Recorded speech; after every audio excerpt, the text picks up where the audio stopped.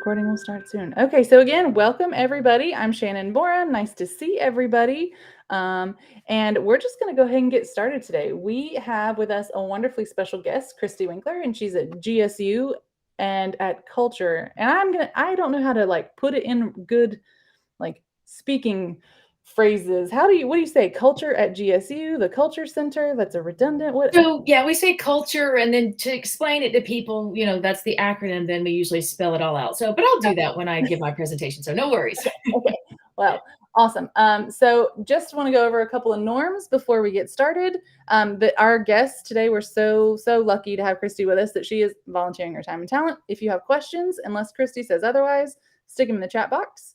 I don't think you'll see this from her today, but if there's a grammatical or a cultural concern, just email it to me and I'll pass it along. We don't want to call people out in the middle of the, volunteering time. So today, our guests, we're going to talk to Kristy, then we're going to go over some planning ahead things. A couple things have changed that I want to get some feedback on, talk about any needs or any wants that we have as a group, and give you a certificate of attendance. And with that, I'm just going to pass it on over. And Kristy, you know how to share screens and everything? Yeah, let's see. I don't think I've used Google Meet before, so we'll see. So down at the bottom next to the hang up button, to the left of that is the present thing. Okay, I see that. So let me grab the one I need to. Yep, that looks like it. So yeah, this looks like it's it. So let me put it in presenter view, and you guys let me know if you see my PowerPoint, the blue screen. Not yet. Not yet. Okay, I have a black screen that it's showing, but let's see. Let me try again. It says you are presenting. Stop presenting. Let me try one more time. All right, I'm going to stop presenting now. Try again. Val and Josephina, are y'all Google districts or are you Microsoft districts? Google?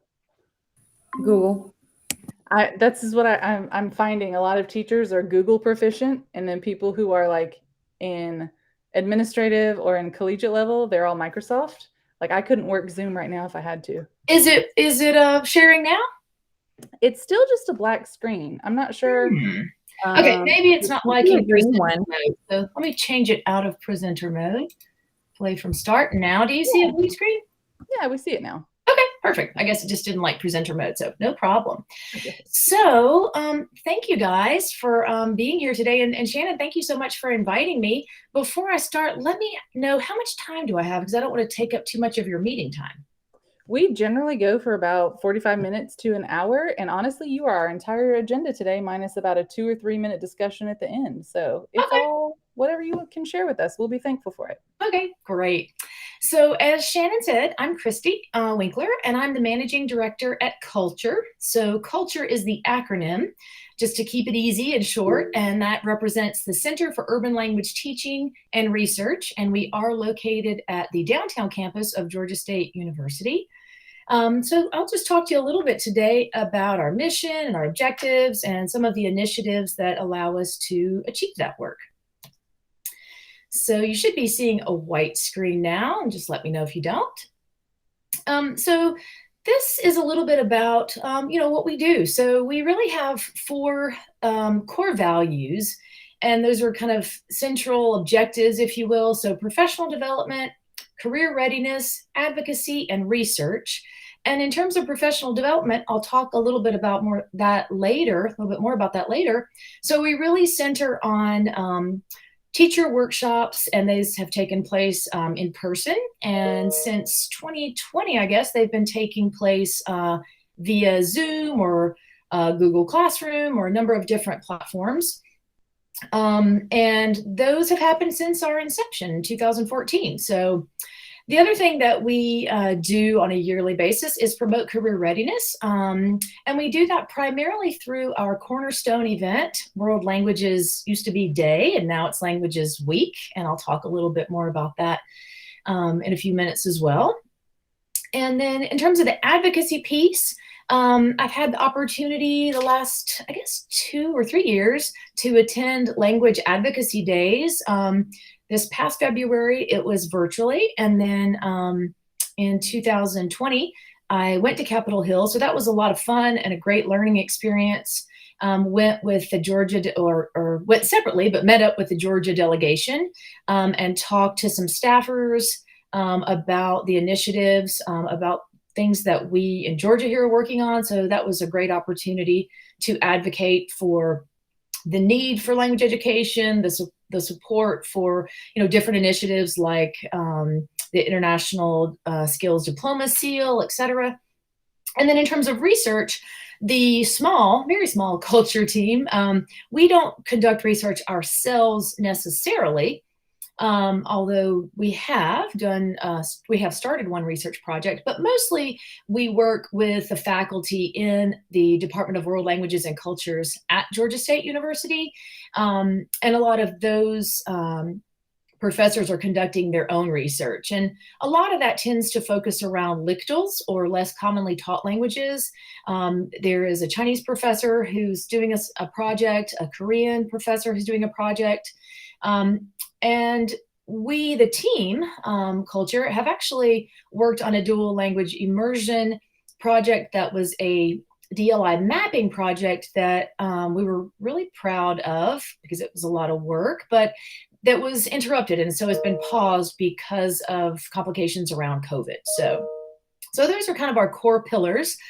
And let's see here, going back to my current slide.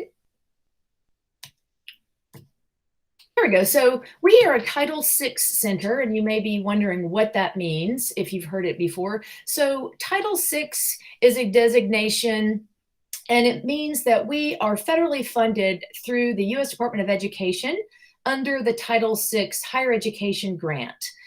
So we exist by the graces of the federal government. So in 2014, some of the staff members wrote a grant, submitted that, and they were approved.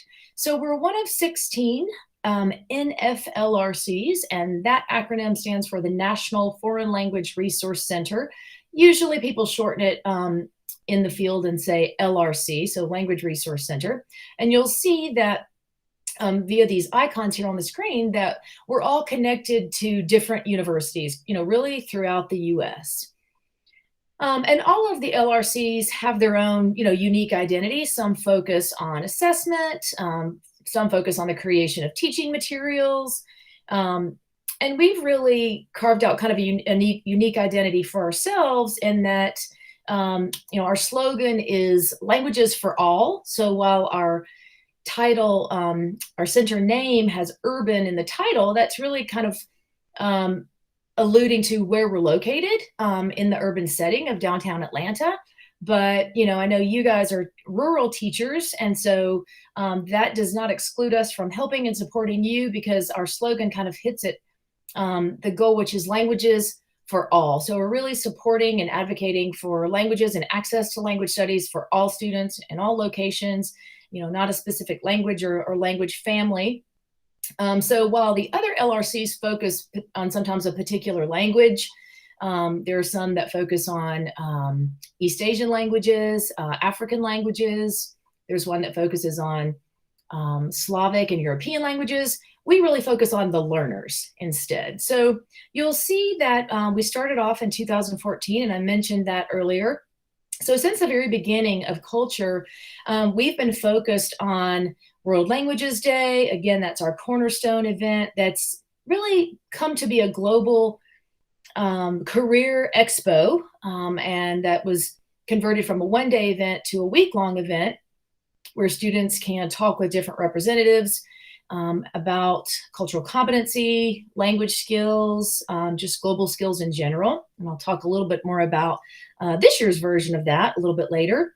I kind of skipped the first one, Global Languages Leadership Meeting. So this one is kind of for everybody else. So not the language teachers and not the language students, but people in industry. So people that we need and want to have as partners. So from the business community, nonprofit, government agencies. So we want all of these community members across sectors to be engaged with us and to collaborate and potentially come to World Languages Day and be those representatives who are engaging with students. Since the beginning, we've also provided teacher workshops. I mentioned that. We'll continue to do that, and I'll talk a little bit more about that later. And then in that first funding cycle, Star Talk was one of our projects, and this is a project that's funded by the NSA, National Security Agency. And so they're concerned with lictals, less commonly taught languages. Many of those lictals are also critical languages. And so we worked with Globe Academy, and there was a language camp. Students were learning Chinese and Portuguese. And that was really back right when I started with CULTR in 2017. So that was how we started off. And then in terms of who we work with, I touched on that, a few moments ago, but we have really strong and robust partnerships kind of across the board through, internally at GSU. We work with external university partners from Emory to Georgia Tech to Morehouse. So a lot of support within Georgia State. We also work with the government and national security agencies that I've mentioned before, the FBI, the CIA, the NSA. Those are big partners that have been with us through the years. The Mayor's Office of International Affairs is also a strong partner, as is the Georgia Department of Education. And then the corporate and nonprofit partners. So Mercedes-Benz has been a longtime sponsor. The CDC and UPS and the Peace Corps all featured as panelists in this year's edition of World Languages Week. And then we do have an advisory board of representatives, and those are language advocates, professors, etc. So in terms of our second grant cycle, what we've been working on and what we'll continue working on next year, again, access, advocacy, outreach, and research. So as I mentioned earlier, the mapping the DLI opportunity gap, this project kind of got put on hold because of COVID, and the family toolkit was linked to that. So we'll see what happens with that. In terms of advocacy, I'll talk a little bit later about Thrive. So this is a video project that I'll invite you to participate in. And in terms of outreach, we're really excited that we were able to expand nationwide access to World Languages Week this year. That one-day in-person event was expanded to a week-long event that was virtual. So we had a lot of national and even international attendance, and I'll highlight that a little bit later on. And then in terms of research, we still have our partners, the university faculty at GSU, who are working on those projects that I mentioned earlier.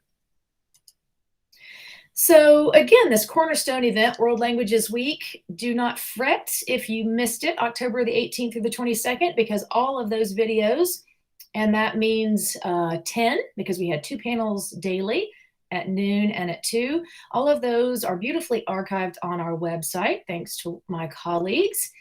So if you're interested in using these with your students, they are all in English, but it's a great opportunity for students, whether they're middle school or high school, to start thinking about how they can connect their language skills, their intercultural competence, and other interests that they have that may connect them to other industries that are not teaching or not, translating or interpreting, but kind of thinking about how they can create a career pathway with all of their interest and their skills. So this was our 7th annual. And again, those videos are on our website. We were really excited to have an American Sign Language teacher feature on our panel, and I'll talk about that in a moment. So just to give you an idea of a little bit of the impact, so there were 39 different states represented. So as much as I really appreciated and loved that face-to-face event, and Shannon can tell you about it, she brought her students one year, and nothing really can replace that. On the other hand, it's really exciting to have students and teachers from all over the country and beyond really tuning in to and accessing those videos and connecting with those representatives. So there were 212 different schools that were represented. So you can see that's quite an increase since last year. And this part is kind of mind-blowing. 38 countries represented. So, lots of people signed up and didn't attend, but those that did represented 38 different countries. So this is exciting because it was an 8% increase since last year. And we, as we are a federally funded center, national impact is of great importance for us to be able to show that students and teachers beyond Georgia are benefiting from our initiatives and our offerings. So we were glad to do that with those 39 states, but we were equally happy to have, almost as many countries represented. So the number of students, it's hard to really say. A lot of teachers, when they registered, said they would be sharing the link, and they had 30 students in their class. So potentially this number of students could have engaged. So it's hard to know, since we don't know how many students were actually sitting there in the classrooms when teachers were sharing. And a little bit more about impact. This is a survey that we sent out after the event. So a lot of teachers and students agreed that this was a beneficial event. So I'm telling you this not to brag, but to entice you to tune in with your students and figure out how you can use this resource. And if you have questions about that, I'm happy to answer those. There's also a lesson plan that was provided by Jamie Patterson of Fulton County Schools, who provided this lesson plan for us to share with others. And so that's on our website. So if that's something you want to take advantage of, if you'd like me to talk to your students and present one of the videos, whatever way we can creatively think about introducing those videos to students, I'm happy to consider. So moving along, I can tell you about World Languages Week, and our website can paint a beautiful picture, but I think this is a great video because, first of all, it's unscripted student voices. So this was in 2019, pre-pandemic, and we worked with a wonderful nonprofit here in Atlanta called Reimagine Atlanta. And they work with high school students who are interested in learning about the film industry, everything from videoing to screenwriting and so forth. And they help them develop those skills. And they created this video for us. So we'll see if this works. I tested it out and it worked, but I did not test it out in Google. So be patient and we'll see if it works here. So I'm assuming that you're still seeing the screen that says student voices on it. Is that right? Yes, but I think if you go up to the top, is your video like a tab, or is it an actual video It file? is a tab. So what I'm going to do is stop sharing and then pick this other screen. I think you can actually switch it at the top, but that's also a good way. Let's see. Okay. And are you guys still seeing are you seeing the black screen now that says Georgia State University? We aren't seeing anything yet. Have you're sharing? Let me see. I tried to stop sharing, and you're probably gonna have to hit share again down. We do share again. Yep. A window, and here we go. So it should be a black screen now that says Georgia State University CULTR. Do you see that? We do. Okay, perfect. And I think the audio should work. So let's check it out.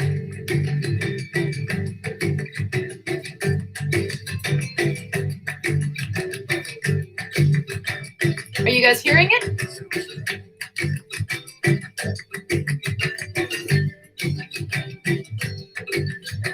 What languages do you know?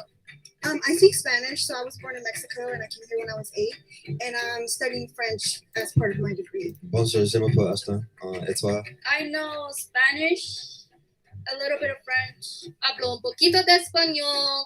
I took a semester of Arabic. The only thing I remember is my coffee order. A lot of students have no idea what opportunities are available to them just because some companies don't immediately say, hey, yo, we will hire you if you are more likely to speak a second language, whether it's Spanish, French, Arabic, Chinese, whatever it is. I feel very excited. I've never seen so many people come together just to learn about languages overall. I didn't even know if this was a thing. There's a lot of great people. There's the French Alliance here. The Peace Corps is here, which is something I'm also very interested in. CIA. I like law and government, all that stuff. CIA. hired my guy here. He's ready to help you out. How has language helped you in finding any job prospects or even making any friends or anything like that? The position I have with CULTR was because of my interest in language. So I'm probably going to go into translation potentially with my major. I not only want to learn about economics, but use it in a world sense. So knowing another language is only going to be beneficial in order to be able to be marketable to other countries and work in other countries. One of the main things that stuck out to me was to just network, get yourself out there, get your name out there. There was like about 400 companies in Atlanta that were like German owned. I learned how to write my name in Arabic. Fairs like this bring awareness to all the opportunity available to you through multilingualism and cultural competency. Thank you. Missy. Merci.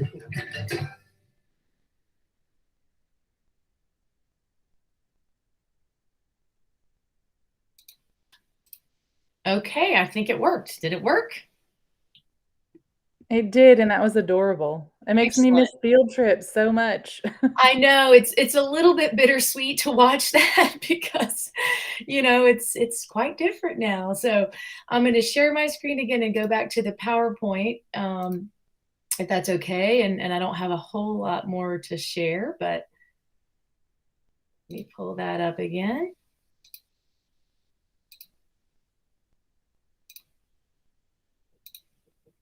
Thank you for your patience with that. Okay, and I think it's working again now. Do you guys see my screen? We do. Okay, perfect.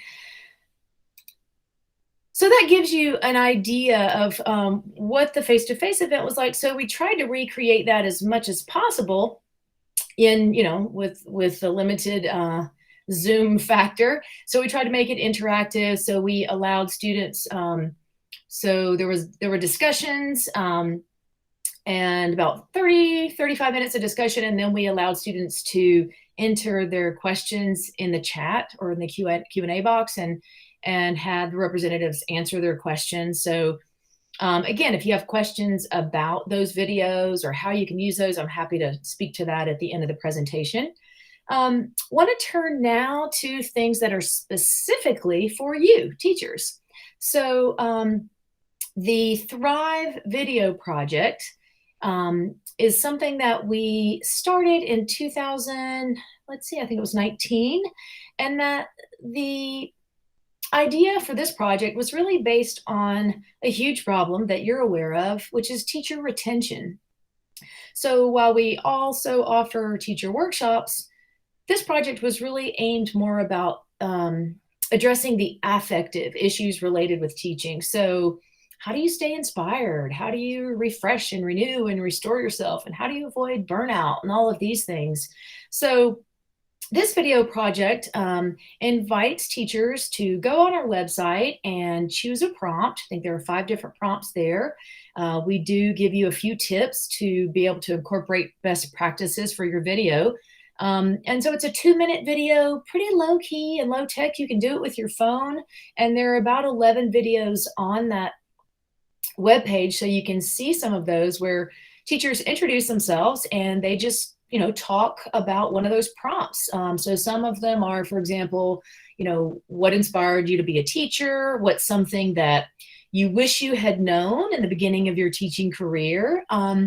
And Daphne Warren, who is a German teacher in Plano, Texas, submitted the last video to us, and it was in March of 2020, so right before the shutdown. So that was really interesting. So what we did was in, I think, February of this year, we had a panel discussion with Daphne and with Rebecca Bluewolf, moderated by Meredith White of Gwinnett County, to talk about is hindsight 2020. So they talked a little bit about the challenges and the lessons learned during COVID. And that video is also on this webpage. So if you have a story to share or you feel like you need a little shot of inspiration, check out this webpage and you know, listen to these videos. Like I said, they're all 2 minutes each or under. So there's some insightful and encouraging words there. And we would love to have you submit your video. And I'll just say this, that if anybody from Starlight, any Starlight teachers, whether or not you're here today or you're listening remotely, but if you can hear me at some point and you get this invitation, if you submit a video, I will send you a World Languages Day free t-shirt and a drawstring bag, backpack that we used to give out during the face-to-face event. So as a little enticement to submit your video to us. And it will be uploaded to the website once you do. So consider that. And the Thrive video project is obviously about helping teachers thrive. And that acronym, let's see if I can get it right, stands for Tales and Habits. Let's see. Tales of Habits for retention, inspiration, vision, and engagement. So all of those things are important to helping you thrive as a teacher. So again, I invite you to submit your video. So next we have summer teacher workshops. So hopefully that's the slide that you see there on the screen.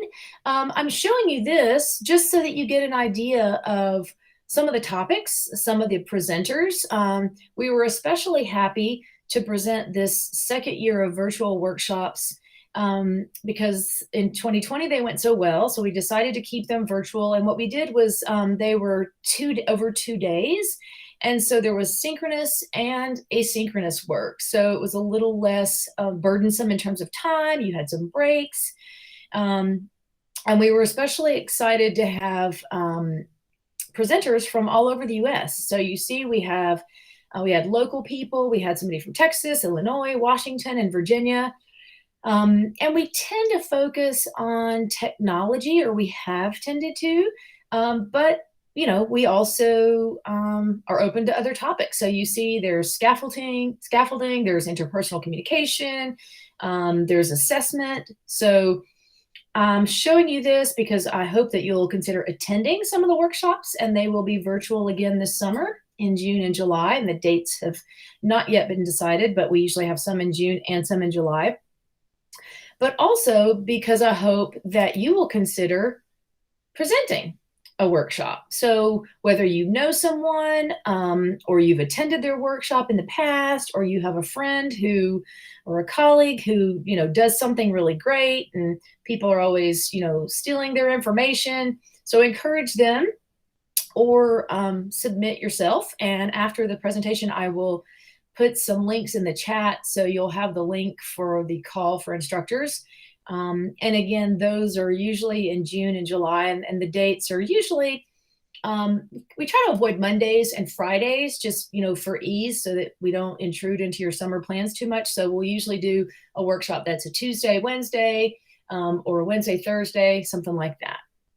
So consider attending workshops this summer, but also consider presenting. And we do pay our workshop instructors. I will say that we pay them well. So that's something to consider. So that's pretty much all I have. Here's the contact information, and I'll also put that in the chat later to make that easier, but would love to have you connect with us on social media. You can email me if you have questions, and I will stop sharing. And I can put the information in the chat that I had talked about earlier. So I think my stop sharing worked. And let me put these links in the chat. I just want to ask, because we're mostly rural, have you guys all heard of CULTR before? I know Jason has, so you don't count Jason. No, I did not hear. First time I hear it. I'm glad I did. Okay, cool. And it's a great field trip. How long does it take for y'all to get to Atlanta, Val? 2 hours. Yeah, it's doable. I mean, World Languages, back when it was the day, the one time we got approval for a field trip, it's a really just fun thing to do with kids. Like, it's great. Yeah, and I don't know what the future is going to hold. So, we'd of course ideally love to do it in person. next fall. We usually always have it in October, but I think a few years we had it end of September, but probably works better with the university schedule to have it in October. So who knows if it'll be virtual or in person, but I'd say it's probably likely that it'll at least have a virtual component just because of so many other people who can access it. Yeah. And I'm going to ask you guys, where's the chat? Because I don't see it in this Google. It should be down in the bottom to the Okay. far right-hand side, a little chat box. You might see a little. Oh, there we go. Far right. Yep. Perfect. Yeah. All righty. And here are some links. So just, to our website, one of the videos I showed you, another one that's just kind of more of an event overview, teacher workshop page, and then that call for instructors for the summer teacher workshops that I mentioned. And that's my direct line. So feel free to leave a message there. I'm working mostly remotely, but I do receive messages there, or you can just email me. And I'm happy to answer any questions, that you have now in the chat or verbally, or, once you contact me later on. I'm going to put a plug for Joanna to go this summer and teach about PBL. I'm very excited to have her next month talk to us. I'm like, I think we're going to push for her to go to CULTR and do some workshops. I keep trying to explain to Shannon that PBL is sometimes what not to do, not necessarily what you should do. But I work at a project-based learning school in Americus, Georgia. So part of our mission is to incorporate project-based learning and service learning into our work. Excellent. Well, I have heard of project-based learning, of course, but I don't know if I've ever heard anybody use the acronym. So I was trying to rack my brain. What is PBL? So I'm glad you enlightened me about that. Well, I highly encourage you, Joanna, submit your proposal to us if you're interested, and we would love to, consider it. So, well, thank you. Absolutely. Have y'all gone to any CULTR workshops before? Joanna, have you made it up? No. When I did the symposium that very first year, I put it in. I did not. That was how I learned about CULTR, the language week for the students. So I had kind of doubled down on that week, and as soon as I found out that it was happening all at the same time, I was very upset because that would have been the year to take the kids. And then the next year, of course, we couldn't. So even though we're in Americus, we travel to Atlanta, whether it's the international club or or just my classes. So I teach K-5 primarily right now. I do have 6th grade, and then I work with our high school language and do service learning. I'm the service learning coordinator. So, but I have I've been teaching all of it for a while. Excellent. Sounds like you have a full plate. Yeah. Well, in terms of coming to Georgia State, CULTR doesn't really have a center per se. I mean, it's, individual offices and it's mostly just my office at this point. But however, Georgia State does campus tours, and those you can schedule in advance, on their website. So you can bring groups. And they're still doing those. I saw somebody leading a tour just the other day when I was on campus. So, and if you do that, please let me know, because I'd be happy to meet you and, follow along, or just meet and talk to you at some point. Open up our storage closet and give you some swag if I haven't left at that point. So, well, I think I was talking about the language event that you had the video going before. I was wanting to bring some kids for that. So yes, I'm sorry you missed that. That is at Georgia State, isn't it? Yes. So we had that the 2 years. Let's see, I came in 2017. So 2017, 18, and 19, I organized that with my colleagues, and it was a face-to-face event. And then we converted it to the week-long in 2020. So yeah, I'm sorry that you missed that. And hopefully you can attend in the future if it is face-to-face. And if not, hopefully your students can take advantage of some of the videos online. So I'm one of the teachers who registered and I couldn't go live because of the way our classes worked. And so I've got all those videos waiting. I'm like, how am I going to use these? And I'm trying to work with our department. Could you share or tell me where online I can find the lesson plan that you were talking about? I think you said. Yeah, let me see. If you click on, so those links I put in the chat, WLW homepage. If you click there, I'm going to look, because it could be that my colleague moved it to a different place just because he added all the 10 videos in the last week or so. And I think if you click on, so if you go to that page and you scroll down and you click over on the left, there's where you see like the schedule with the different days. Under the FAQs tab, you'll see a schools tab. Ah, okay. And if you click on that, let's see. Yeah, the underneath the certificate of attendance is the lesson plan. Do you guys see that? Awesome. Yes, wonderful. I will check that out. I think that'll help me figure out how we're going to use these, you know, a month late in our departments. I think all of us have talked about how is this year worse than last year? We're just constantly trying to do new stuff. So I'm late on the World Languages Week, but we're going to put them in our department sometime this month. Yeah, no, I think that you know, that's a great lesson plan that Jamie devised. And I think another thing is that, you know, depending on how comfortable teachers feel about using, you know, the L1, because all of these are obviously in English, but it could help kind of activate, you know, you may not want to have them listen to the entire day, but you may not want to have them listen to the entire hour or really 40 minutes, you know, because there's the Q&A at the end. But it could be interesting to, you know, use them and then have a prompt for either a writing reflection or, you know, like a little mock interview between students. So while they are in English, I think they could be kind of a jumping off point to something in the target language. Well, and we have I'm not sure about the other schools, we're on block schedule, so we're coming up on some very weird EOC days where we'll have some kids, we won't have other kids. It'll be a weird schedule. So it's great to have as like a not really like in the language thing. It's fine if it's English because we're still focusing on what you can do with the language. So that's sort of where we're thinking of plugging these into our classes. Yeah, that sounds like a great time and way to use those. Yeah.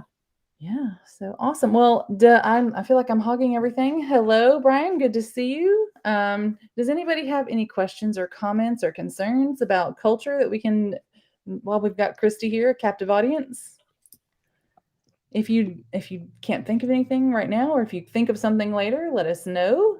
I just wanted to say thank you. I have I was looking forward to this. I had the Post-it note on my computer screen so I wouldn't forget, because Patrick Wallace has just spoken so highly of everything you guys do at GSU. So, well, I really appreciate that. And I'm really happy to have the opportunity to talk to you guys because, you know, when I hear most of you saying like, you know, besides you, Joanna and Shannon, like, no, I haven't heard of you guys before. It helps me understand like, you know, we need to do a better job of getting the word out there. And I know Patrick Wallace from the Georgia Department of Education does a great job of sending out, you know, our events in the calendar, but it's a lot. I mean, you guys are dealing with a lot, and I know you're focused on students and not your inbox all the time. So it's, you know, sometimes those things get lost in all of the information, even though I know people are disseminating that. So if you have feedback for us, if you have ideas or comments, please do feel free to share those.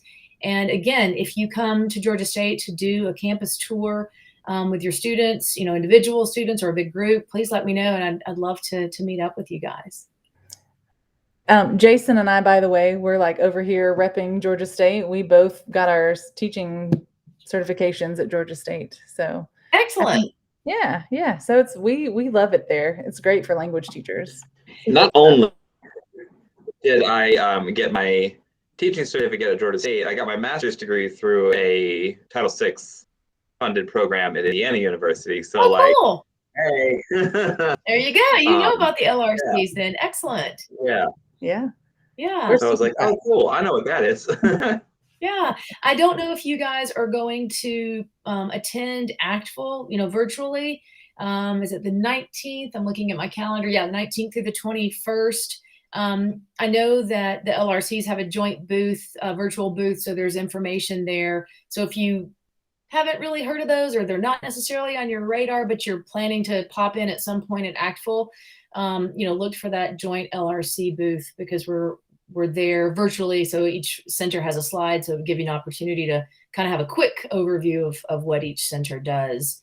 So can I ask you guys quickly, I know I'm at like 36 minutes and something, but so Val, you teach Russian at Elbert County, if I have understood correctly. And yes. Joanna, you focus more on, you said K through 5, is that right? Yeah, I'm French and Spanish. French and Spanish, okay. And so every year is a little different. So some years I'm just elementary, some I'm elementary and high school, depending on what the schedule, because we're a K-12 charter school.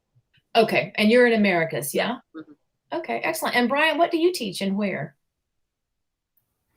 Hi, so I'm an associate professor of education / ESOL at Dalton State College. Excellent. But when you mentioned the LRC, the Language Resource Center, I'm familiar, and I kind of have attended webinars and worked a bit with. It's called Circle at the University of Arizona. So absolutely, Circle does a lot of a lot of those are free too. Their webinars. So yeah, absolutely. Excellent. Well, I'm happy to hear that you've heard of them and benefited from their work. And Jason, what about you? Where are you teaching? I am in Henry County. Okay. In Hampton. So I'm like I don't know. I feel like I'm right on the edge between like Atlanta and not.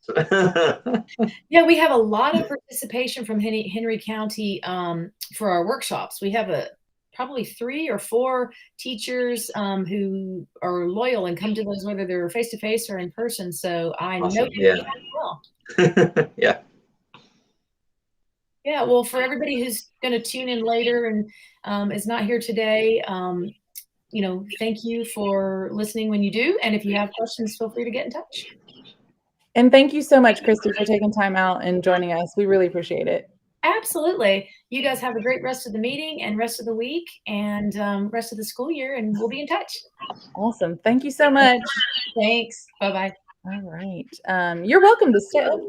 Oh, I should have said that before she logged off. Y'all, we're going to be wrapping up. Just wanted to talk about some planning ahead things. Have you guys seen all of the new PLCs that Patrick rolled out? Yes. So there's a ton.